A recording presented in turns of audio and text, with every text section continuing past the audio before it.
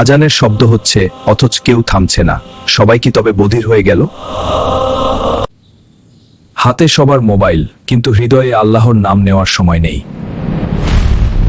আল্লাহু আকবার, আল্লাহু আকবার।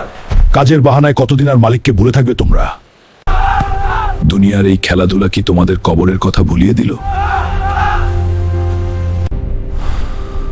শরীরে অনেক শক্তি আমার, কিন্তু সিজদা দেওয়ার শক্তি পাচ্ছি না কেন? মসজিদগুলো আজ খালি পড়ে আছে, আর রাস্তাগুলো পাপে ভরে গেছে।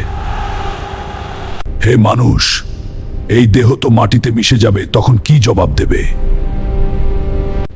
আমি তো শুধু মাটির তৈরি এক বিশাল দেহ, আসল শক্তি তো ঈমানে।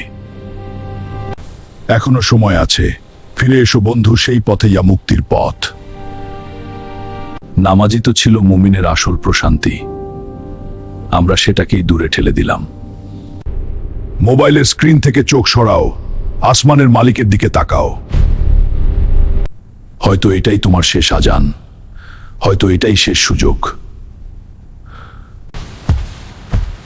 কাজের ব্যস্ত কি কবরে কে তোমার সাথী হবে? একবার ভাবে দেখো।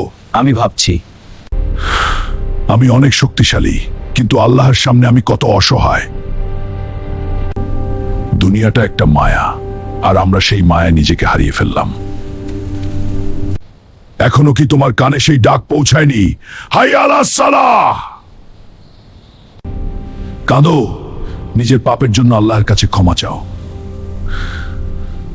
আমি হাল্ক হয়েও কাঁদছি, আর তোমরা মানুষ হয়ে হাসছে। উঠে দাঁড়াও, চলো মসজিদে যাই, মালিক আমাদের ডাকছেন। ইসলামিক আমার এই ভিডিওগুলো যদি ভালো লেগে থাকে তাহলে এই চ্যানেলটিকে সাবস্ক্রাইব করুন। ধন্যবাদ সবাইকে।